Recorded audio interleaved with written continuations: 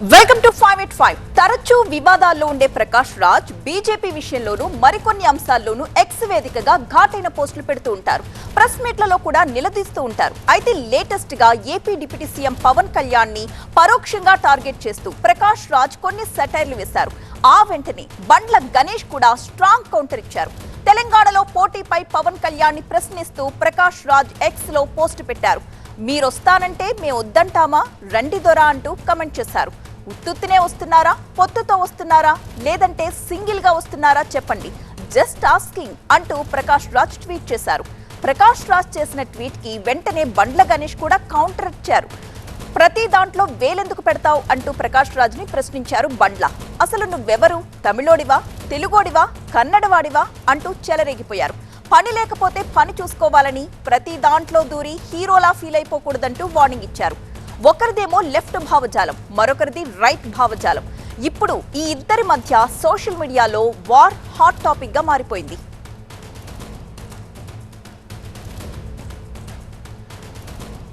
మా ప్రతినిధి లక్ష్మీనారాయణ దీనికి సంబంధించిన ఫుల్ డీటెయిల్స్ తో సిద్ధంగా ఉన్నారు. లక్ష్మీనారాయణ. ప్రకాష్ రాజ్, బండ్ల గణేష్ ఇద్దరి మధ్య ట్విట్టర్ వార్ ఈరోజు ఉదయం ప్రారంభమైంది. ఈ ట్విట్టర్ వార్కి కారణం పవన్ కళ్యాణ్. పవన్ కళ్యాణ్ని ఉద్దేశిస్తూ ప్రకాష్ రాజ్ వేసిన ట్వీట్ ఇటు బండ్ల గణేష్కి కొద్దిగా ఆవేశాన్ని తెప్పించిందని చెప్పుకోక తప్పదు.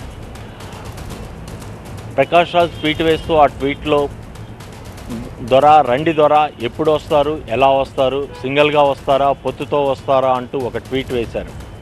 ఆ ట్వీట్కి చాలా రెస్పాండ్ అవుతున్న బండ్ల గణేష్ చాలా వ్యక్తిగతంగా తీసుకొని, పవన్ కళ్యాణ్ అంటే చాలా అభిమానం ఉన్నది కాబట్టి నేను చాలా వ్యక్తిగతంగా ఆ విషయాన్ని నేను చూసాను, ఆ కోణంలో చూశాను, అందుకే ఈ ట్వీట్ వేయాల్సి వచ్చింది అని బండ్ల గణేష్ చెప్తూ ఉన్నారు.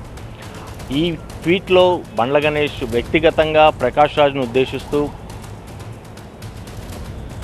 నువ్వు ఏ ప్రాంతం వ్యక్తివి, ఎందుకు ప్రతిదానికి రెస్పాండ్ అవుతున్నావు, నువ్వు ప్రతి చోట నువ్వే ఉంటానంటావు, ఇటు తెలంగాణ అంటావు, అటు ఆంధ్ర అంటావు, ఇటు కర్ణాటక అంటావు, అటు తమిళనాడు అంటావు, ఇలా ఎందుకు విమర్శిస్తున్నావు, దీనివల్ల నీకు వచ్చే లాభం ఏంటి, దీనివల్ల ఇతరులకు కలిగే ప్రయోజనం ఏంటి అనే విషయాన్ని కోట్ చేస్తూ చాలా వ్యక్తిగతంగా బండ్ల గణేష్ ప్రకాష్ రాజ్ను ఉద్దేశించి ఒక ట్వీట్ చేశారు.